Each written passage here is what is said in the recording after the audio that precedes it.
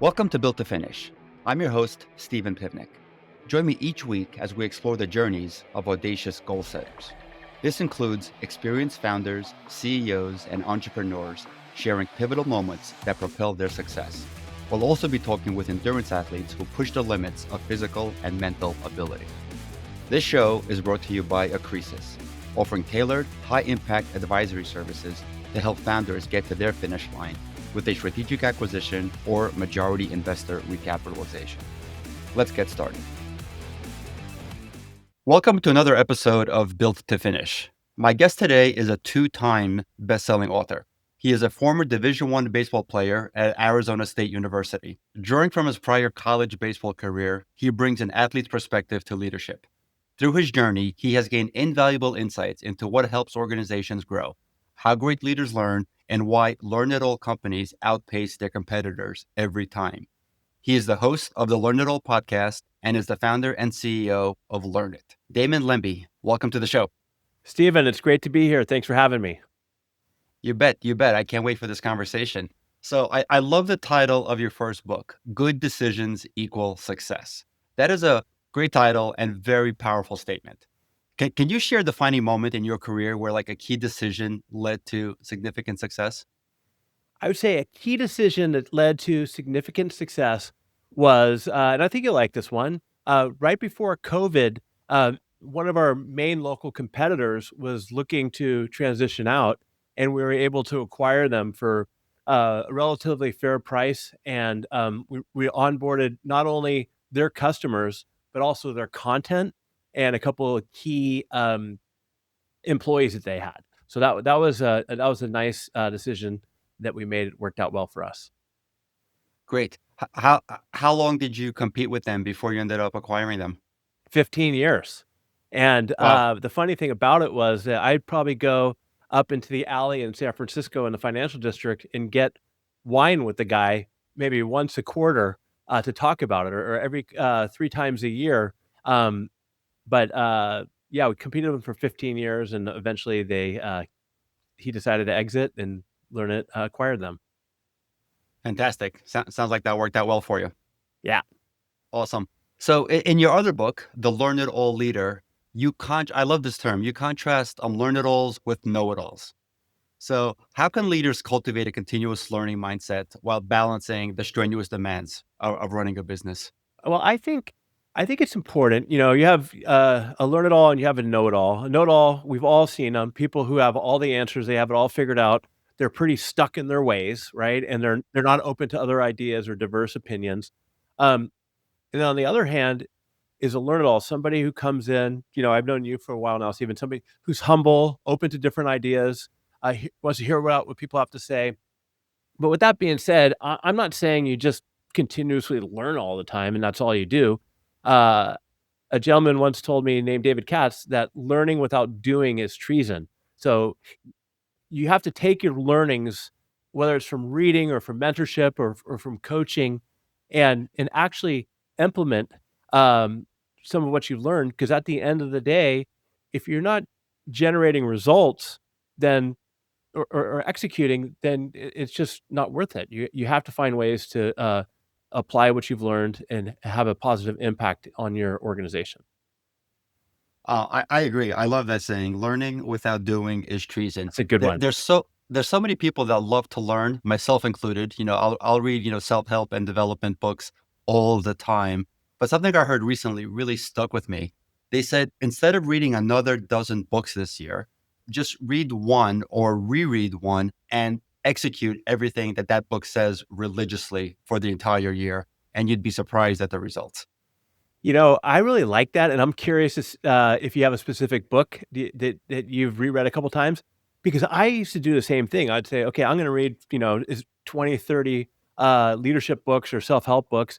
But then I started to go back. I heard Ryan Holiday say it, if you're familiar with him. And I started rereading some of my favorite books. And that was really helpful for me because it helped, really retain what I wanted to get out of it. And again, what we said earlier was apply some of it as well. What about you? Sure. Yeah. So my favorite rereadable book was The One Thing. Okay. And the premise of the one thing is like, what is the one thing that you can do? So pick any goal, any objective, anything that you want to get accomplished, and apply the following. What is the one thing that you can do that'll make everything else unnecessary or significantly easier? So it's basically a productivity book on how to on prioritization and how to get things done. But I loved rereading and rereading that. But I think a new book that I just read recently, which is an old book, I think trumps it. It's called The Breakthrough Company. And any founder or entrepreneur that's listening to this podcast, I can't recommend it highly enough. I won't. No spoiler alerts here. I won't get to the details of it. But The Breakthrough Company is a phenomenal read. I'll check it out. It's so funny you bring up the one thing. I just interviewed on my show a guy named Jeff Woods who ran the one thing learning and development company for several years. It was tied into that book. But yeah. Yeah, great read.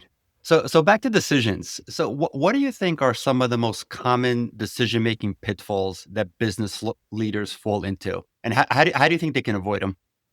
I think some of the most common pitfalls that leaders fall into is, first of all, rash, emotional decisions.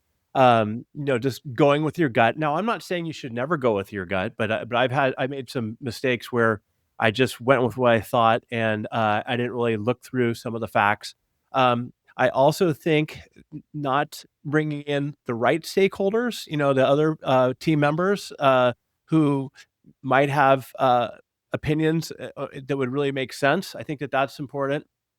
And also, I think a big one is looking at decisions as, yes or no, or like this or that. I think that if you're able, Stephen, to add multiple options, the more options you bring to a decision, the more likelihood it's going to be successful. So if you're looking at outsourcing your accounting firm and or hiring a new CFO, well, maybe you should also look at, I don't know, bringing in a controller instead. I mean, you want to look at multiple different options before going forward with making a decision. I think another decision pitfall that people make is I've done this a couple times when it comes to hiring, where I feel like I got to check all the boxes and then go check everybody's references, and you wait too long.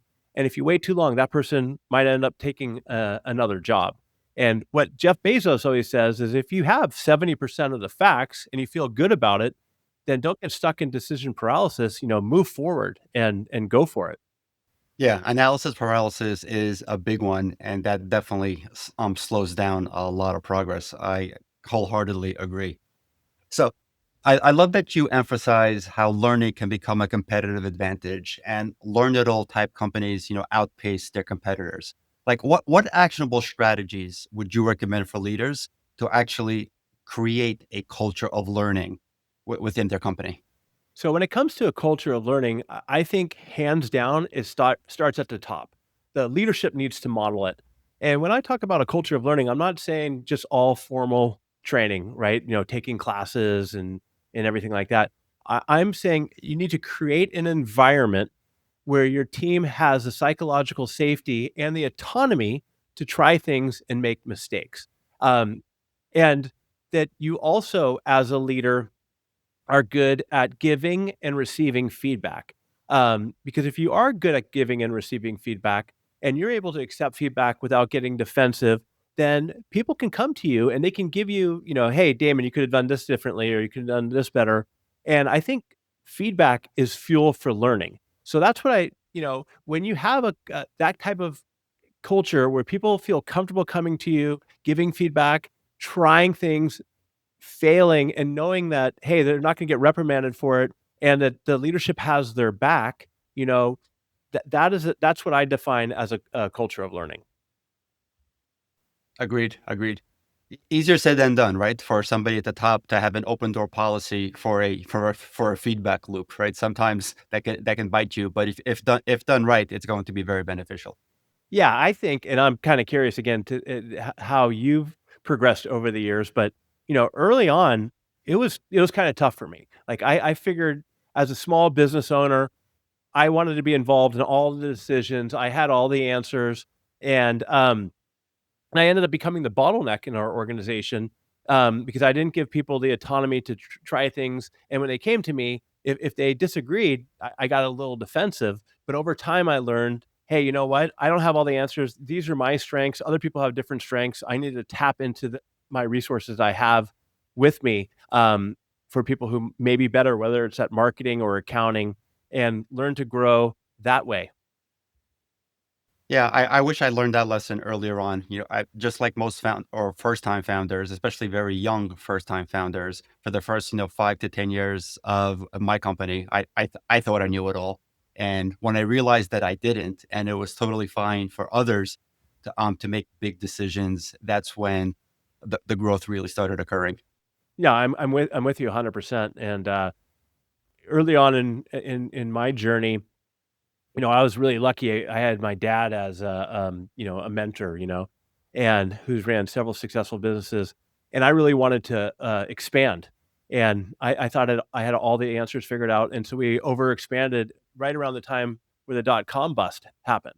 And in hindsight, I should have listened to him and I should have listened to others and taken other perspectives, instead of moving forward, like we did. So, you learn and live, I guess. Totally. So Division One baseball, I mean, that's an incredibly competitive environment, and also incredibly you get put into some high pressure environments. What position did you play? Well, I started off as a third baseman, but I ended up as a first baseman. First base is where they put the guys who can't run, but could really hit. Gotcha. So speaking about like high pressure situations, you've worked with major corporations and their leaders. What's a pattern you've noticed and how the best decision makers operate under pressure in the business world? I think that the best decision makers under pressure are able to slow down a little bit and kind of take a step back, consume what's in front of them, and they're not afraid. They have the courage to go forward and then boom and make the decision, and go for it. Where I think that some of the leaders that I've seen are just too hesitant. Like yourself and all of us, I think you have to be a little bit of a risk taker, but there's a term that I call, purposeful awfulizing. Purposeful awfulizing. Okay. Purposeful awfulizing. And, what I mean by this term is, if before you make a decision, you look at, you know, let's say a year out, and what's the worst case scenario? A lot of times people always wanna look too rose glasses, the positive, but I think there's nothing wrong with looking at, like, what's the worst case scenario? And if you look at it and you say, okay, if the worst case scenario is it's going to bankrupt my company, or it's going to bring on something we can't handle, then you go back to the drawing board and find a different solution. But if you look at it and say, hey, by moving forward and going for this, even if it's the worst case scenario, we can survive it. That's another good reason to go forward and take a chance. Purposeful awfulizing. I'm gonna need to start. I'm gonna need to start using that. Speaking of using, AI is everywhere, right? And it's rapidly evolving. How do you think AI is going to play a role in decision making and leadership? What I think is that, especially for small businesses, but for everybody, it can almost even the tables, because no longer do you need a 50-person marketing team. Or, I mean, we used to have for Learnit, a live learning platform, a bunch of curriculum developers. Now, with leveraging AI, we're able to do what takes a month in like a week, just from the research and everything else. So I think AI is a game changer, and we teach a couple of classes on adoption of AI at Learnit. But what I think is really really important is that, again, just like a culture of learning, leaders need to adopt and model the behavior and start using AI. I use AI to challenge all my assumptions, right? So if I build a comp plan, I'll throw it into ChatGPT and I'll ask ChatGPT, I'll say, please be a chief revenue officer. And I want you to review my comp plan by interviewing me, ask me 3 questions one at a time, and then it really helps with your decisions because it gives you this, like, this sounding board right there that is, I think it's amazing. I agree. And I think I'm amazed that most people still don't know this. You can actually, before putting in a prompt into ChatGPT, you can give ChatGPT instructions to be a specific persona. Like you just mentioned, you can say, hey, please review the following from a chief revenue officer perspective, or please review the following from a head of human resources perspective. And the answers will be different. So I think it's a fascinating little nuance to AI. And some people, still don't know that you can have your answers come back in different contexts. Yeah, I mean, just yesterday, I saw an email go out for an event we're having, and it was a very generic title. And I just reached out to my marketing person. I said, "Hey, you know what? You got to go into ChatGPT and say, be a chief marketing officer, and come up with some great titles." And it's amazing how you could leverage these tools. But I think people just need to start thinking about it like, how can I do this better, and how can I do this better with AI? Agreed. So tell us about how you personally implement like learning into your career. Like what have you learned this week, and what are you planning on learning next week? What did I learn this week? And well, see, for me, my journey really was I always just thought I was gonna be a baseball player. I went to Arizona State, and I it wasn't really a focus on academics. It was more on sports. And so when I started Learnit and I got going at Learnit and eventually moved into the CEO role, I knew I had to continue to learn and keep moving, right? Because I felt like I got all these people who are relying on me and my business and everybody. So I just kind of built in a habit of reading 25 minutes every morning when at all possible, um, taking on mentorships, doing courses sometimes, and right now, what I'm really kind of focused on learning is we already kind of touched on this, but is how I could really leverage AI. Um, I'm building an advisory board, AI advisory board, even for Learnit. Yeah. So just how can I push myself out of my comfort zone and my team out of our comfort zone to leverage AI both internally but also for the products we have. So that's kind of the big focus. So this is a perfect segue into Learnit, your company. Can you share like what was the impetus to start the company, and what did the first couple of years look like for you?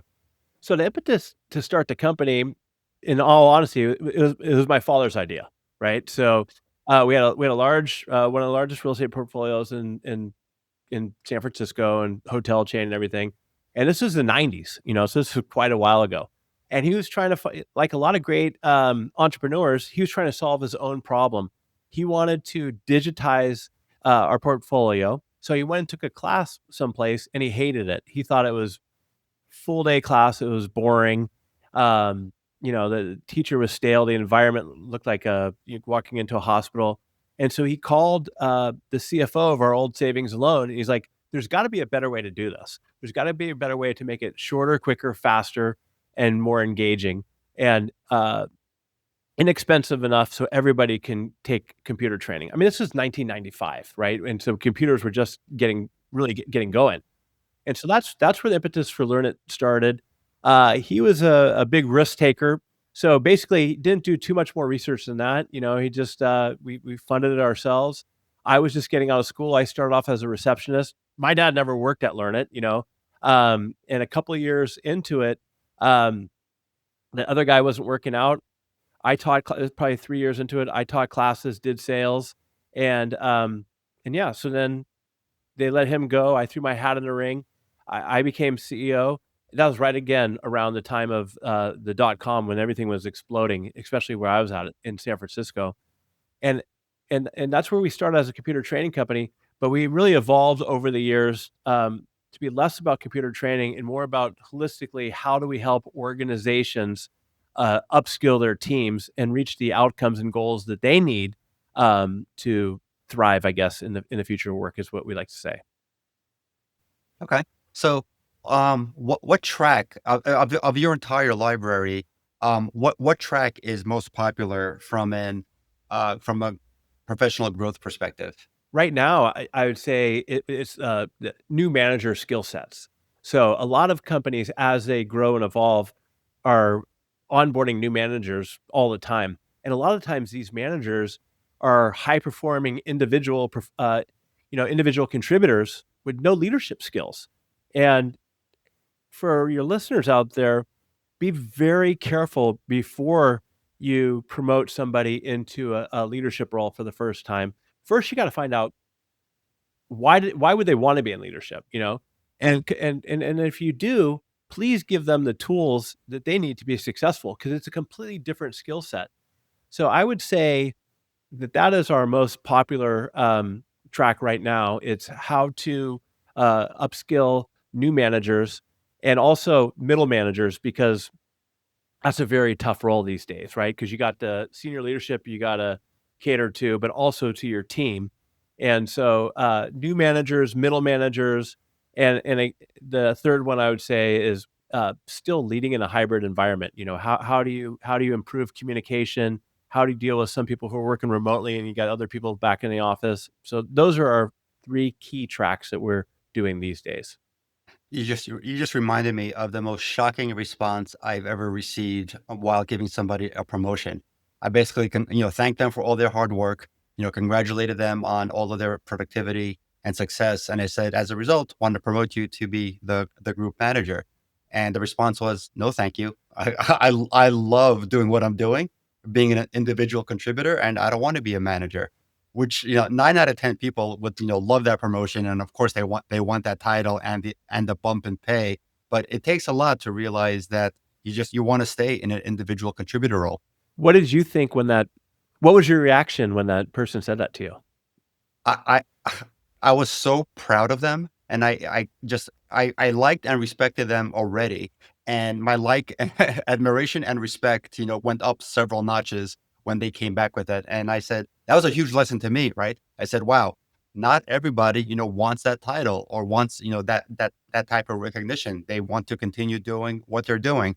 So I incorporated that into the performance review process going forward, asking people, whether how happy they were doing exactly what they want, or were they happy doing what they're doing, or do they want more in their career from a people leadership perspective? And most do, but some don't. And that's totally fine.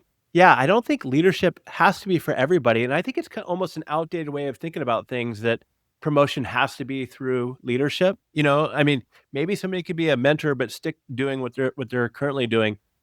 I had an exact opposite situation. Somebody that I mentor, big time sales guy, young kid, early 30s, and he called me up and he said, "Hey, I'm being promoted to becoming a sales leader," and I said, "Don't do it. Don't do it. I know." And he's like, "No, it's going to look better on my LinkedIn. I get a big salary bump, everything." Fast forward 6 months later, guy's miserable. He told me, he's like, "How do you have the patience to manage people? And how come my team can't pick up things as quickly as I can?" And I said, "So not everybody's cut out for leadership. And for your listeners out there who are leaders, you got to be careful with that because, like, this gentleman is afraid to go back and tell his boss. I mean, this is a big company, a $300 million a year company, um, that he doesn't want to be a sales leader anymore. So he might end up leaving, and you don't want to lose good talent. So I think it's really smart that you've incorporated that into kind of like a performance review is like, what is your goal? I mean, because not everybody, we just kind of assume sometimes that everybody wants to be promoted into leadership, but that's not always the case. Right, and there's always a great opportunity to lead from within, right? I going back to my company's history. We had many leaders that were individual contributors, yet they did a better job of setting direction and culture and progress for their group and or department than sometimes the manager responsible for it did. 100%. I don't think leadership is a title. In a lot of organizations, you'll see that the people that other team members follow are individual contributor. Somebody who's rolling up their sleeves, doing the hard work, and people really get behind. So, like I said, my book's called The Learn It All Leader, and as far as the leader concerned, like we're all leaders in our own way. Whether as a parent, as a coach, or as an individual contributor, it all starts with, I believe, self leadership. Yep, I agree.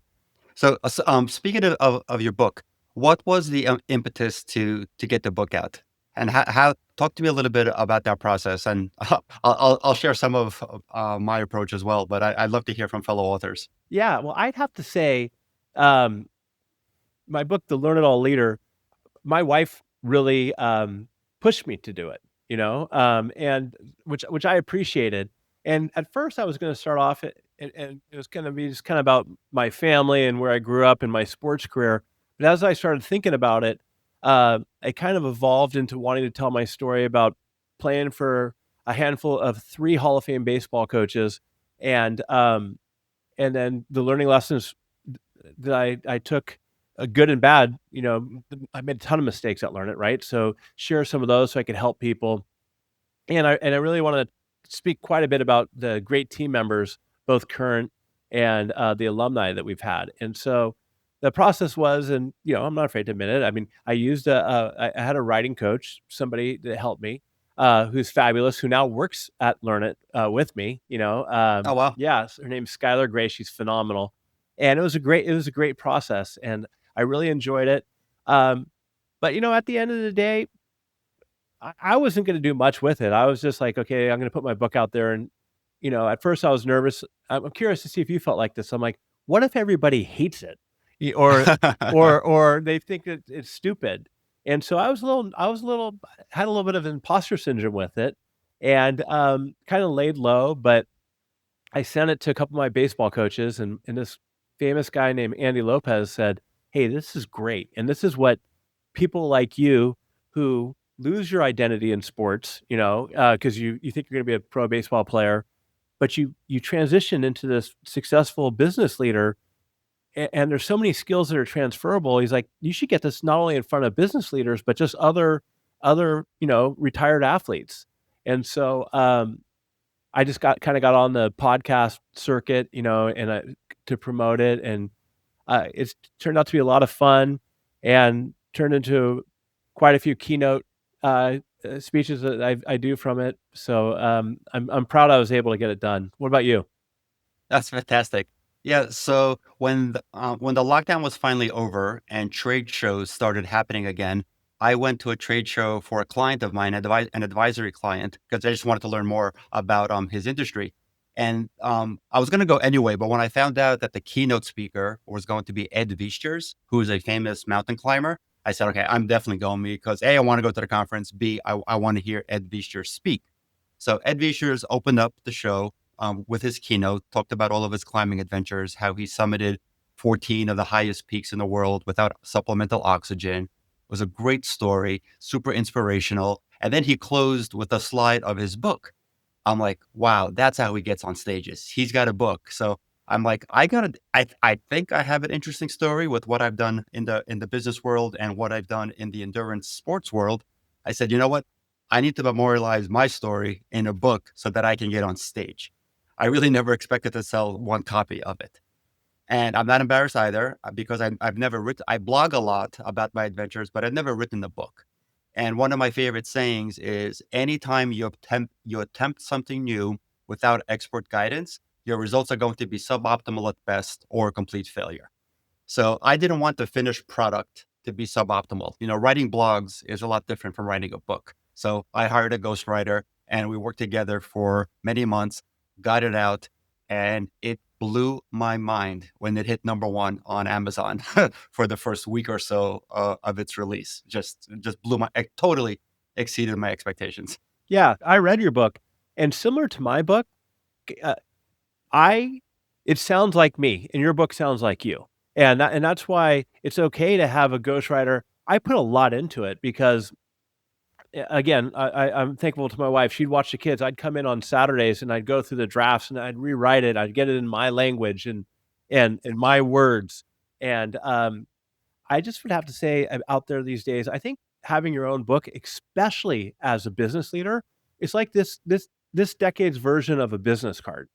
Um, Personal branding is so important, whether it's LinkedIn or whatever, but, I highly recommend to everyone out there that you should write your own book. And the one thing I didn't say that I really wanted to is, my dad was my best friend, and he passed away, 14 years ago. My kids never got to meet him, and wanted to memorialize not just my story, but I wanted them to know a little bit about their grandfather.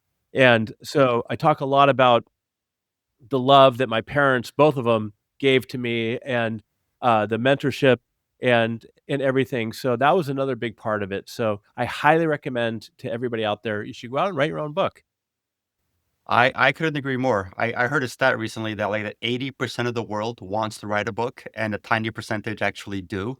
And with the tools out there, sure. I mean, if you want to spend some money, you can hire a ghostwriter or a writing coach.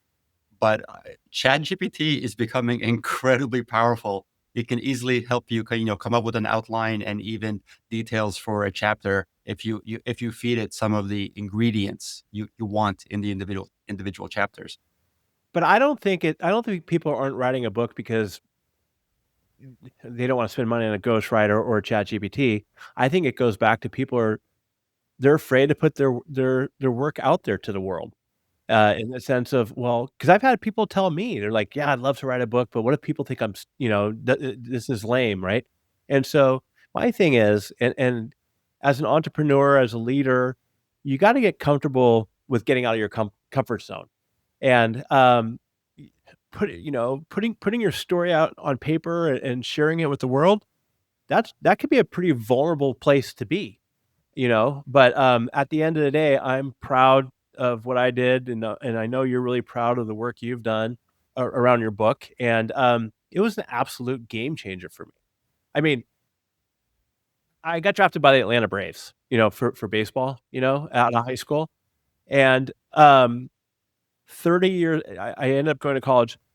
28 years later, I'm in center field of the Brave Stadium, this is last year, giving a keynote to the entire ticket sales team of 150 people who all read my book. And how serendipitous is that? It's like complete, that would have never happened if I didn't step out of my comfort zone and, write my, Learn It All Leader book. You just gave me chills. That must have been an incredible experience. I hope you have that on tape somewhere. I got some videos of it, but it was unbelievable experience. Wow, that's amazing, amazing. So going back to the entrepreneurial track for a second, you said you made a ton of mistakes growing your company, and you wanted to share them. Can you share a few just for the listeners with the hopes of hopefully helping somebody avoid one or two of these mistakes? Yeah, what I like to do, I like to call it dummy tax, right? And a dummy tax is so hopefully I can share my, stories or mistakes with other people to help them avoid that, just like hopefully others have helped me. One of the biggest mistakes I mentioned early on was overexpanding, right? Without really looking at what the end results could be. I've also, gone through and, we're looking for a COO right before COVID and interviewed this guy. I basically fell in love with him right away, and and wanted to bring him on. My executive team, Steven's like, well, let's look at some other candidates before. And I said no. I just went and I did it. Miserable choice. Miserable choice. I didn't do any due diligence like I should have, and it ended up being a rough 6 months, in having to finally let him go. And so those are some big ones, rushing to conclusions, making decisions without really thinking things through, and also passing up opportunities. There were times, I mean, there was other opportunities where we could have acquired another one of our smaller competitors, but whether it was finances or whatever, I didn't act quick enough, right? So I didn't act quick enough and try to find the financing that maybe would have helped, and that was a big miss. Um, so those are a lot of the big ones, um, and I but I learned from them. Like for instance, you know, in the dot-com bust, uh, if if we didn't have my family financing, we would've went out of business, right? I mean, that's just how it is. I mean, we overexpanded, and I was lucky that, my family was able to put a couple $1,000,000 into keeping things going. Um, Now, come 2009, when the economy, the Great Recession happened, I didn't have that same luxury. There was no falling back on, my family, for their help. So I realized that, we made the tough choices right away. So when we saw that things were going south, we made hard decisions. We let go 25% of our staff, restructured, took pay cuts, did whatever it is we need to do. And I'm proud of it because we were able to survive coming through on the other end. And a lot of the people that ended up getting let go understood and um, still cordial today. So I think it's okay to make mistakes. You just got to learn from them to keep moving forward. There's nothing wrong with some scar tissue. Any entrepreneur, worth their salt is going to have some, especially if their company, goes past the 5 and, 10 year, 15-year mark. Yeah. I mean, you're gonna I just think the only way you're gonna make it past the 5 and 10 and 15-year mark is if you're able to learn from your mistakes, because if you don't learn from them and you keep making them, you're eventually gonna put yourself out of business. 100%, 100%. So everybody, you've heard it here. Please become a learn-it-all, not a know-it-all, or maybe in addition to a know-it-all. Put learn-it-all first. Damon, thank you so much for being on the show today and sharing all of this, all of these stories and all of your advice with the audience. Really, really appreciate it. Thanks, Stephen. I appreciate the opportunity to be here. Thank you all very much for listening to another episode of the Built to Finish podcast. If you've enjoyed this show, please do like and subscribe. And if you found the content useful for somebody you know or somebody in your network, please do share this episode with them. Thank you again for tuning in today. That's a wrap for this episode of Built to Finish. Thank you for tuning in. For show notes and more details, head over to podcast.stevenpivnik.com.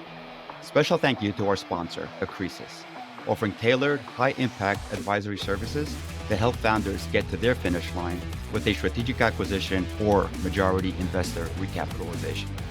Catch you next week.